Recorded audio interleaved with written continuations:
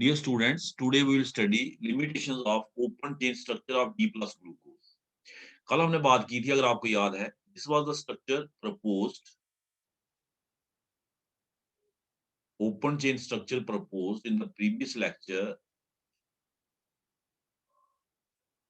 We have discussed the open chain structure and this was the structure proposed for D plus glucose. अगर आपको याद है तो ठीक है बच्चे।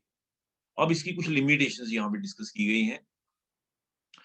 First limitation, D plus glucose does not undergo some characteristic reactions of aldehydes. For example, D plus glucose does not form addition compounds with sodium bisulfite and does not respond to Schiff's test. जैसे हाइड्रोक्सिलमीन से react किया, SCN से react किया या phenyl hydrogen से react किया, but sodium bisulphite से react नहीं किया। ये बाद में हम एक्सप्लेन करेंगे क्यों नहीं किया। तो आप लिमिटेशंस देखें, अगर इसमें एल्डिहाइड ग्रुप फ्री होता as in the case of simple aldehydes, तो इसने जैसे सिंपल एल्डिहाइड्स सोडियम बाइसल्फाइड से रिएक्शन करते हैं, ये रिएक्शन करते हैं बच्चे, अगर आपको याद है तो मैं दिखा देता हूं। देखें, ऐसे सिंपल एल्डिहाइड्स जो है आपके सोडियम बाइसल्फाइड से रिएक्ट करके ये फॉर्म एडिशन कंपाउंड्स। इस तरीके आपको क्या मिलता, व्हाट यू गेट SO3Na और OH, sodium bisulphite addition product, O negative H positive, SO3 negative Na positive, इधर आ जाएगा। So this is the product, but glucose does not undergo this reaction. ऐसा क्या हुआ ग्लूकोज में कि उसने ये रिएक्शन नहीं किया? कुछ तो कुछ है। Why glucose is not undergoing this reaction? This is one limitation which we have to explain. Second limitation is D plus glucose exists in two stereoisomeric forms, alpha D glucose and beta D glucose. दोनों को बच्चे isolate किया गया और दोनों की optical rotation different है। For example, when glucose is crystallized from water और solution at room temperature, this is important.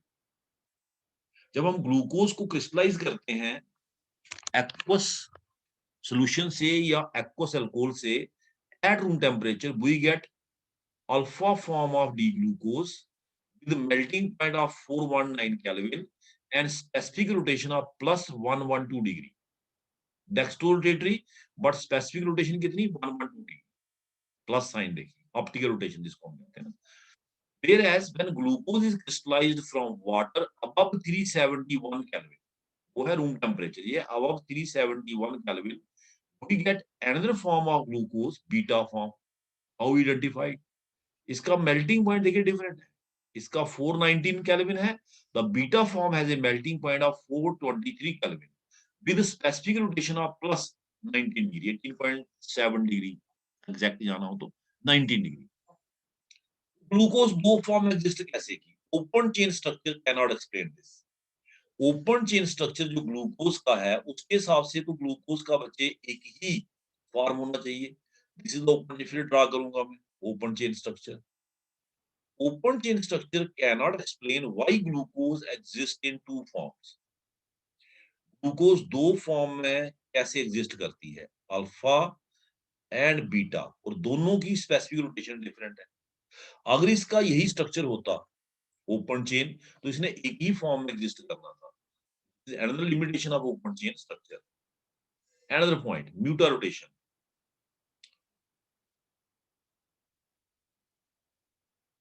Although the crystalline forms of alpha and beta glucose are quite stable,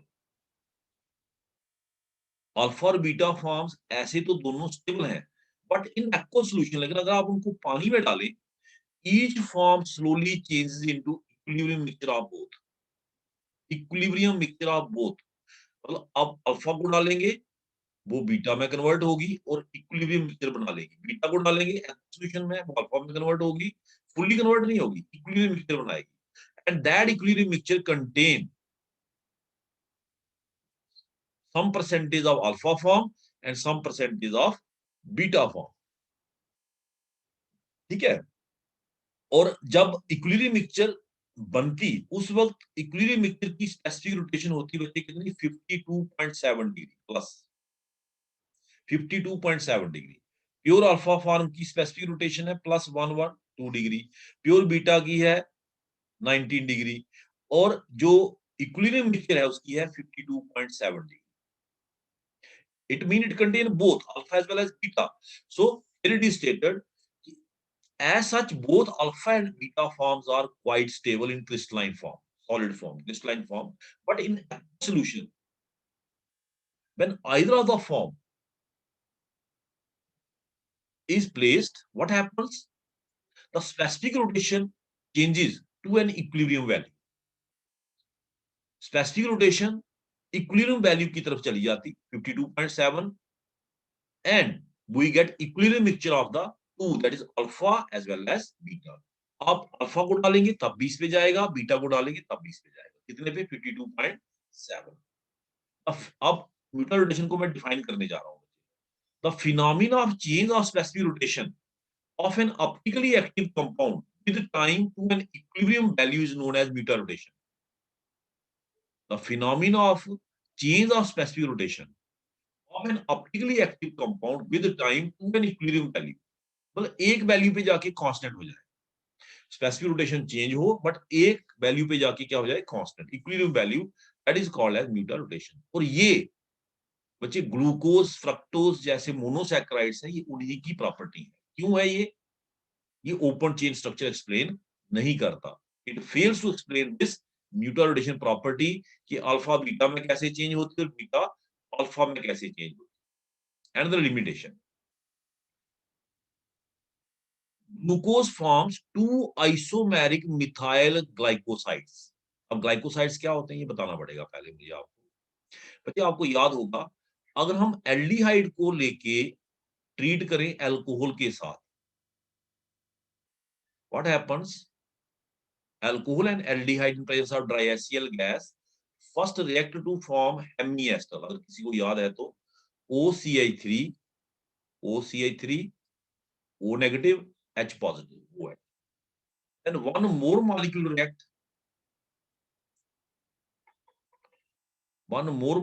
react, loss of OH, and we get this, we call it ester. इसको हम बोलते हैं बच्चे ester, और इसको बोलते हैं Hemy ester. Characteristic reaction है ये एल्डिहाइड का with alcohol. In case of glucose और carbohydrates, the esters are called as glycosides। यहाँ पे एल्डिहाइड के केस में एल्डिहाइड अल्कोहल का जब रिएक्शन हो, जो फाइनल प्रोडक्ट बने उसको हम एस्टर कहते हैं, एस्टर। ग्लूकोज या फ्रक्टोज या एनी अदर कार्बोहाइड्रेट जब एस्टर बनाए, हम उसको एस्टर ना बोलते क्या बोलते, ग्लाइकोसाइड। स्पेसिफिक या ग्लूकोज बनाए तो हम कहेंगे ग्लूकोसाइड, पर in general we call glycosides. Fructose बनाए हम कहेंगे फ्रक्टोसाइड। तो कहता है D plus glucose form two isomeric methyl glycosides.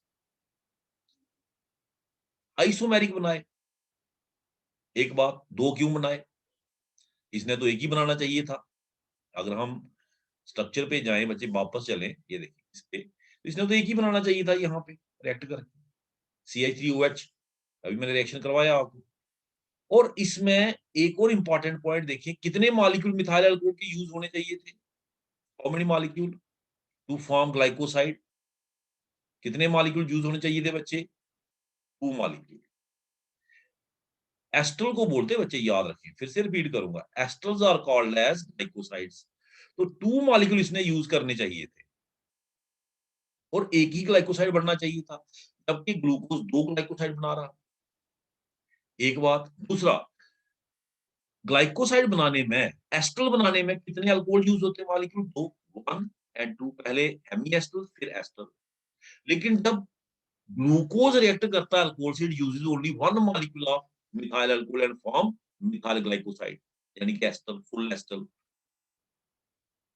Aldehyde 2 molecule use करते हैं बच्चे मिथाइल अल्कोहल के, 2 molecule, 2 molecules. Aldehydes use 2 molecules of methyl alcohol to form esters, whereas glucose uses only 1 molecule. 1 molecule of glucose uses 1 molecule of methyl alcohol to form ester, that is glycoside. अब उसने एक क्यों use किया? This open chain structure cannot explain. तो यहां से मैं read कर देता हूं कि D plus glucose form 2 isomeric methyl glycoside. ये चीजें ये एक्सप्लेन नहीं होती ओपन चेन स्ट्रक्चर से. Aldehydes normally react with 2 moles of methanol per mole of aldehyde to form ester. Ester को ही हम कहते हैं बच्चे, कार्बोहाइड्रेट के केस में एस्टर को ही ग्लाइकोसाइड कहते हैं, याद रखना. But D plus glucose when treated with methanol in presence of diacetyl gas, it react with only 1 mole of methanol per mole of glucose to form mixture of 2 methyl D glucosides, यानी कि ester जिसकी बात की हमने. Normal aldehyde 2 molecule use किया, इसने एक use किया. नॉर्मल एल्डिहाइड एक एस्टर बनाएगा, ये 2 बना रहा, 2 methyl glycosides, that is methyl alpha and methyl beta. Alpha D glucoside, beta D glucoside. बच्चे ये बात आपको समझ आई कि ग्लाइकोसाइड जर्नल वर्ड है, स्पेसिफिक शुगर पे जाएंगे, ग्लूकोज होगी तो कहेंगे ग्लूकोसाइड, फ्रक्टोज होगी तो कहेंगे fructoside and so on. Glycoside is general word. ये देखें ग्लूकोसाइड लिखा, in general we call it glycoside, ये देखें इन जनरल टर्म. और एस्टर का ही दूसरा नाम क्या है बच्चे? ग्लाइकोसाइड. इसको भी याद रखिए बच्चे. एस्टर हम कब बोलते? When we use aldehydes. Glycosides कब बोलते? व्हेन वी यूज कार्बोहाइड्रेट्स, जैसे ग्लूकोज है, फ्रक्टोज है. ठीक है बच्चे. तो इसने पहला पॉइंट कि इसने 2 ग्लाइकोसाइड बनाए कैसे. दूसरा point, instead of using 2 methyl alcohol molecule, why it used only 1. कुछ ना कुछ तो हुआ है. So this open chain structure can not explain. ये चीज बच्चे ओपन चेन स्ट्रक्चर एक्सप्लेन नहीं कर पाया. ये देखिए, ये रिएक्शन भी दिखाया है कि नॉर्मल एल्डिहाइड लेंगे आप, it uses 1-2 molecule of methyl alcohol to form ester, whereas glucose से ट्रीट किया, it used only 1 molecule of methyl alcohol to form ester, जिसको हम ग्लाइकोसाइड्स कहते हैं. और इसने 2 बनाए, मिथाइल अल्फा, मिथाइल बीटा. और 2 methyl glucosides behave as full esters. आगे ना देखिए, ग्लाइकोसाइड को हम क्या कहते हैं? Full ester. Like esters, methyl glycoside change back into glucose and methanol only under acidic conditions. जैसे एस्टर एसिडिक कंडीशन में वापस चले जाते, ये भी एसिडिक कंडीशन में वापस चले जाते. These glucosides do not reduce Fehling solution or tolerant region. Neither they reduce. अब ये रिड्यूस नहीं करते हैं, इसका मतलब CHO ग्रुप फ्री नहीं है. CHO नहीं बनाया है क्या? ग्लाइकोसाइड. तो these glycosides don't reduce Fehling solution and tolerant region. ठीक है बच्चे. और last point, UV spectrum of glucose does not show the presence of aldehyde group. कहां गया ये aldehyde group? देखने वाली बात है. यूवी स्पेक्ट्रम ने एल्डिहाइड ग्रुप की प्रेजेंस को शो ही नहीं किया. So these were the limitations जो ओपन चेन स्ट्रक्चर के अगेंस्ट जाती हैं. Now we will discuss. 1 minute please बच्चे. बेटे में बात कर रहा था कि ये इंपॉर्टेंट पॉइंट्स हैं कुछ जो ओपन चेन स्ट्रक्चर के अगेंस्ट जाते हैं ना. तो अब हम बात करेंगे ring structure. Because of these limitations, ring structure was proposed. Yeah. To account for the above facts, Tolan in 1883 suggested that aldehyde group does not occur free in glucose. Tolan ने suggest किया 1883 में कि aldehyde group glucose में freely exist नहीं करता. Aldehyde group is tied up by combination with one of the hydroxyl group to form cyclic hemiasteral structure. बच्चे ये दिखाता हूं मैं आपको. टॉलन ने ये प्रपोज किया बच्चे कि जो एल्डिहाइड ग्रुप है वो फ्री नहीं है. One of the OH group, एक OH ग्रुप, अब कौन सा है वो बाद में बात करेंगे. फिलहाल मैं 5th कार्बन का OH यूज कर लेता हूं कि ग्लूकोज में वही यूज हुआ है, बाद में कंफर्म भी करेंगे. उसने कहा कि one of the OH group of the glucose forms hemi ester with the aldehyde group. Hemi ester form बन गई बच्चे, देखें CHOH, ये देखें CHO नेगेटिव H पॉजिटिव, ये वाला H यहां चला जाएगा, O negative H positive, rest of the structure remain same.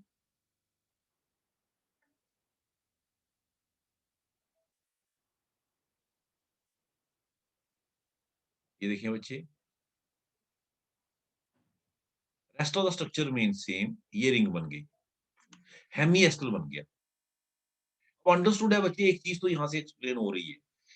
क्या एक्सप्लेन हो रहा है कि ग्लूकोज ने एक मॉलिक्यूल मिथाइल अल्कोहल का क्यों यूज किया टू फॉर्म एस्टर। एस्टर बनाने के लिए नॉर्मली एल्डिहाइड कितने मॉलिक्यूल यूज करता है, two molecule, OCI3, OCI3, two molecule of alcohol. इसने एक क्यों यूज किया एस्टर बनाने के लिए, क्योंकि ऑलरेडी इसका हेमी एस्टर बना हुआ है। इसने पहले हेमी एस्टर बनाना एल्डिहाइड ने, फिर एस्टर बनाना, दो मॉलिक्यूल यूज हुए। इसका ऑलरेडी हेमी एस्टर बना हुआ है। अब अगर ट्रीट करेंगे मिथाइल अल्कोहल से, it will form the ester, full ester, यहां बच्चे बन जाएगा OCI3। दिखाता हूं मैं। अब एक और नोट करें, एक और चीज यहां पर एक्सप्लेन हो जाती है कि ग्लूकोज दो फॉर्म में एग्जिस्ट कैसे करता है। बच्चे CHO प्लेनर स्ट्रक्चर है, प्लेनर, प्लेनर क्यों, इसमें पाई बॉन्ड है, और pi bond sp2 hybridization, it has a planar structure. तो जब OH ने रिंग बनाने के लिए इसके ऊपर अटैक किया, it can attack from front, it can attack from back. जब फ्रंट से अटैक हुआ तो OH इधर बन जाएगा, जब बैक से अटैक होगा OH इधर बन जाएगा। मतलब this CHOH can have two configurations, one, इसकी बात कर रहा हूं बच्चे, एंड सेकंड, अगर OH राइट साइड पे गया हम इसको कहते हैं अल्फा ग्लूकोज, अगर लेफ्ट साइड पे गया हम कहते हैं बीटा। इस कार्बन की बात कर रहा हूं। That is why glucose exist in two forms, alpha and beta. तो ये भी एक्सप्लेन हो गया। चूंकि ग्लूकोज दो फॉर्म में एग्जिस्ट करता है, अल्फा और बीटा, तो जब हम इसको मिथाइल अल्कोहल से ट्रीट किए, it form two glucosides. Alpha वाले ने अल्फा ग्लूकोसाइड बनाई, बीटा वाले ने बीटा। तो ये रिंग स्ट्रक्चर बच्चे सभी रिएक्शन एक्सप्लेन कर रहा है, सभी बातें। अब एक बात यहां से आप सोचेंगे एक्सप्लेन नहीं हो रही कि इसने फिर एल्डिहाइड वाले रिएक्शन कैसे दिए, वो भी हम एक्सप्लेन करेंगे। फिलहाल जो लिमिटेशंस थी उनको इसने रिमूव कर दिया। पहली लिमिटेशन क्या थी बच्चे, पहली लिमिटेशन थी ग्लूकोज दो फॉर्म में एग्जिस्ट कैसे करता, वो हमने एक्सप्लेन कर दिया कि जब ये रिंग फॉर्म में जाएगा, है ना, the first carbon become chiral, ये कायरल बन जाएगा। पहले ये कायरल था, अब ये कायरल बन जाएगा। Now it has four different groups attached to it, ये वाला कार्बन भी कायरल हो जाएगा। कायरलिटी की वजह से it can have two configurations, this carbon star लेके रख रहा हूं, it can have two configurations. अगर OH राइट साइड पे हम कहेंगे अल्फा, अगर लेफ्ट साइड पे हम कहेंगे beta, and hence glucose exist in two form. ठीक है बच्चे, एक बात। दूसरी बात, चूंकि glucose exist in two forms, hence when we treated it with methyl alcohol, it formed two glucosides, alpha formed alpha glucoside, beta formed beta glucoside. So ring structure explains the limitations, removes the limitations। ठीक है बच्चे, अब मैं यहां से इसको थोड़ा सा रीड आउट कर लेता हूं। So aldehyde group is tied up by combination with one of the hydroxyl group to form cyclic hemiester। cyclic hemiester क्या था बच्चे, मैं फिर वापस चला जाता हूं। दिस इज cyclic hemiester, ये cyclic hemiester। Let us move back।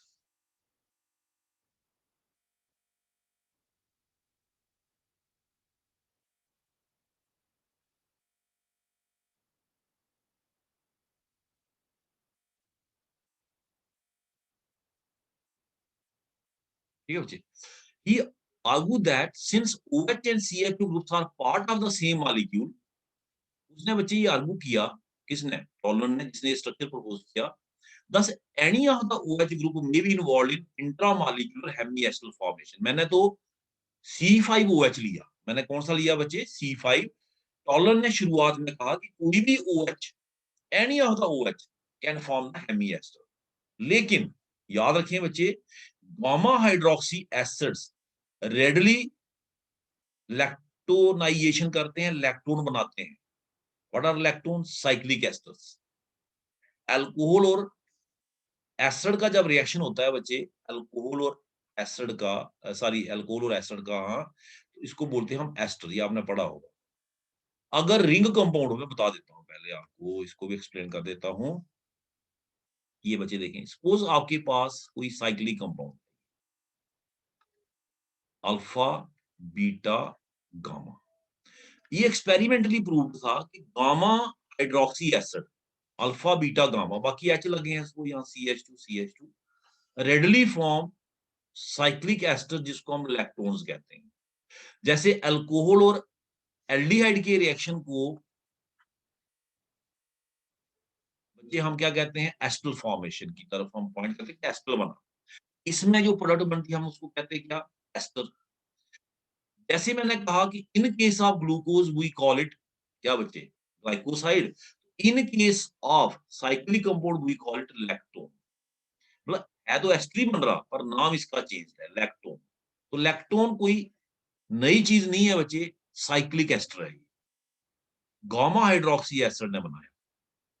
Gamma मतलब फोर्थ कार्बन की OH ने, देखिए 1 2 3 4, फोर्थ कार्बन की OH ने। तो टॉलन ने ये प्रपोज किया कि चूंकि एसिड और अल्कोहल, एसिड और अल्कोहल बड़ी आसानी से रिएक्ट करते हैं इन case of gamma hydroxy acids, जिसमें OH फोर्थ कार्बन पे है, तो ग्लूकोज के केस में भी फोर्थ कार्बन का OH ही बनाना चाहिए, क्या बच्चे, हेमी एस्टर, फोर्थ कार्बन का, है ना। इसलिए जो स्ट्रक्चर बना, पहले वही प्रपोज किया गया, चौथे कार्बन वाला। लेकिन बाद में 1926 ने हावर्थ ने इस स्ट्रक्चर को रिवाइज किया। उसने कहा कि C4 वाला नहीं, C5 वाला OH हेमीएस्टर बनाता है।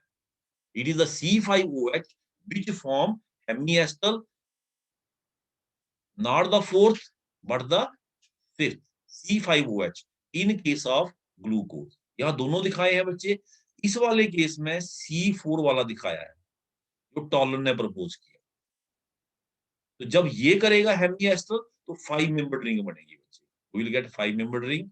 और जब C6 वाला, ये वाला करेगा, तो ये बनेगी C5 वाला, सॉरी, तो ये बनेगी 6 membered ring. 6 membered ring containing oxygen is called पायरन। इसको कहा गया पायरनोज फॉर्म। इसको फ्यूरिन कहते हैं, 5 मेंबर्ड रिंग कंटेनिंग ऑक्सीजन, इसको कहा गया फ्यूरिनोज फॉर्म। तो ग्लूकोज की दोनों फॉर्म हमने यहाँ दिखाई है, D plus glucose pyranose form, D plus glucose furanose form. This is the structure proposed by Tollen, this is the structure proposed by Howarth.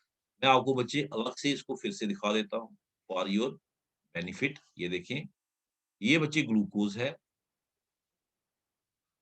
CHOH open chain structure.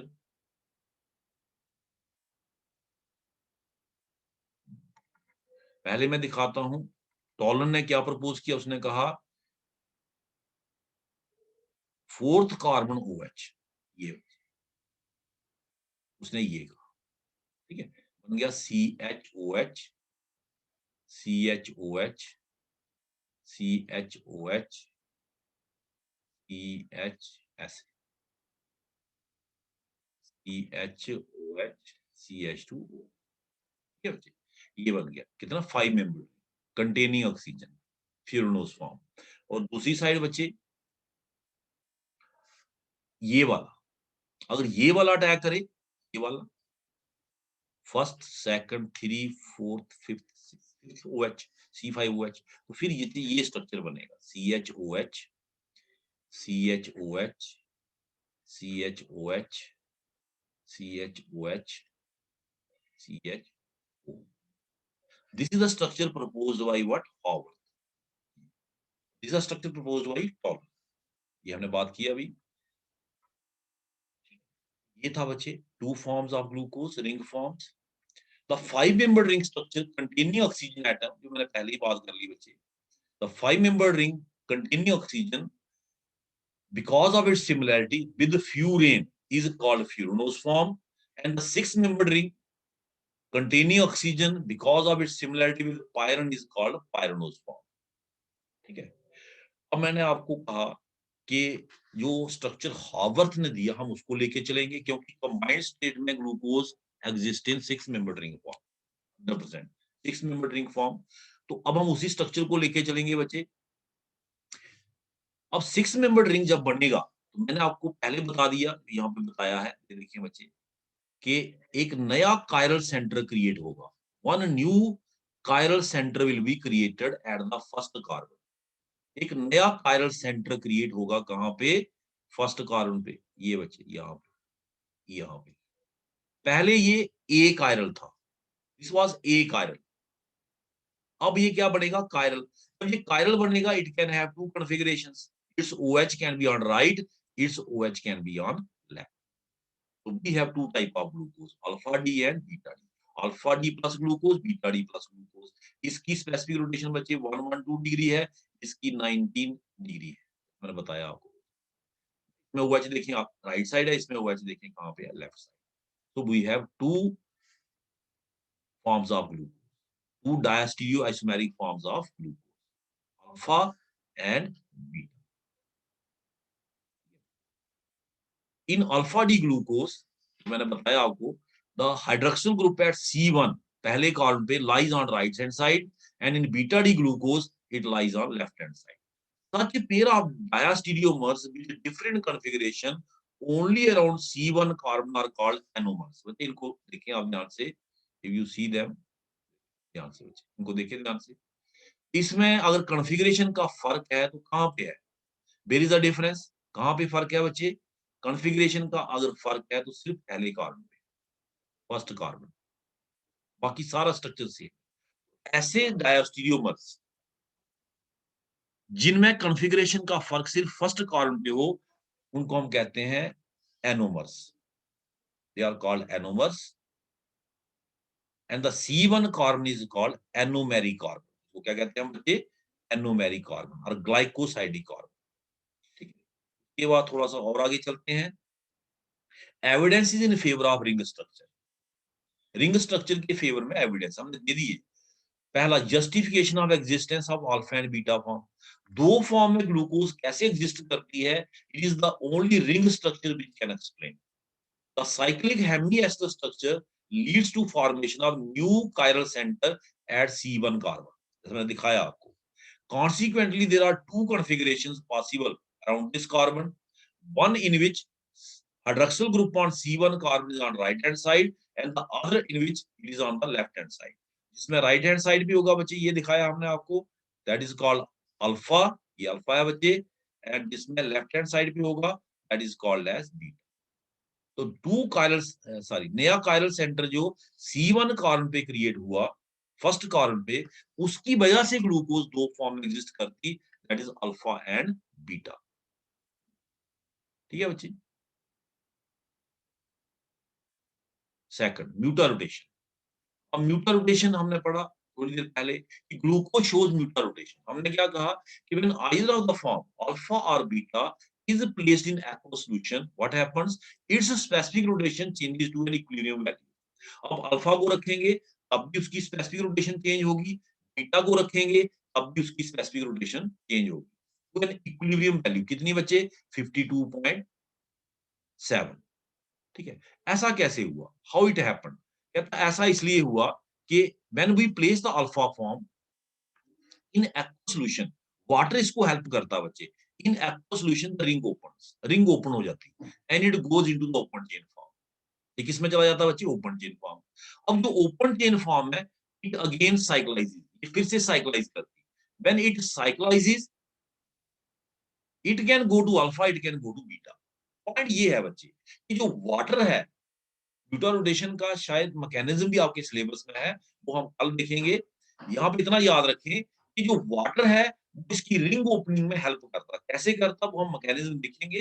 तो इन presence of water the ring opens, हमने देखें alpha D plus glucose को पानी में डाला, water ने इसकी ring को ओपन करने में हेल्प कर दी और ओपन चेन फॉर्म दे दी। ओपन चेन फॉर्म जब बन गई वो ज्यादा देर ठहरेगी नहीं, it will try to cyclize. जब ओपन चेन फॉर्म साइक्लाइज करेगी, it can go to alpha, it can go to beta, यानी कि दोनों बन जाएंगी। और ये प्रोसेस तब तक चलता रहेगा till we get the equilibrium mixture, जिसमें 36% अल्फा फॉर्म होगी और 64% क्या होगी? Beta form. और जो इक्विलिब्रियम मिक्सचर बनेगी उसमें 0.002% बच्चे ओपन चेन स्ट्रक्चर भी होगा। 0.02%, ये नहीं है कि ये होगा ही नहीं, ये भी होगा, 100% होगा, क्योंकि इसके थ्रू ही तो अल्फा बीटा में चेंज होती और बीटा किसमें चेंज होती बच्चे, अल्फा में। तो म्यूटल रोटेशन कैसे होती, हाउ इट हैपेंस, ये चीज भी हम एक्सप्लेन कर दिए with the help of two structure. अगर ग्लूकोज का स्ट्रक्चर बच्चे ओपन चेन होता, यही होता सिर्फ, only the open chain structure, ये वाला स्ट्रक्चर होता, फिर तो म्यूटल रोटेशन का मतलब ही नहीं था। एक ही फॉर्म है, एक ही ऑप्टिकल रोटेशन होनी थी। यहाँ पे दो फॉर्म्स हैं, और म्यूटल रोटेशन कैसे होती है, due to conversion of one form into the other form through open chain structure, through open chain, direct jump नहीं है, through open chain. The process goes on, process is reversible, and process goes on till we get the equilibrium mixture. The equilibrium mixture has a specific rotation of plus 52.7 The phenomena of mutual rotation is due to facile opening and closing of hemiaxial ring. Hemiaxial ring है कि आसानी से बच्चे खुल भी जाती है और बंद भी जाती है। वाटर इसमें हेल्प करता, ये हमने मैकेनिज्म कल पढ़ना, मैकेनिज्म ऑफ म्यूचुअल रोटेशन, ये रिंग ओपनिंग कैसे होती, अल्फा ओपन फॉर्म में कैसे जाती, और फिर ओपन से वापस रिंग फॉर्म में कैसे जाती। लेकिन याद रखें, व्हेन इट ओपन्स, उसके बाद जब रिंग बनेगी, it can go to alpha, it can go to beta, beta, क्योंकि सीएचओ का प्लेनर स्ट्रक्चर है। Attack can be from front, attack can be from back. CHO के ऊपर फ्रंट से भी अटैक हो सकता है बच्चे, और बैक से। ये बात समझ, तो ये चीज है। तो थैंक यू वेरी मच।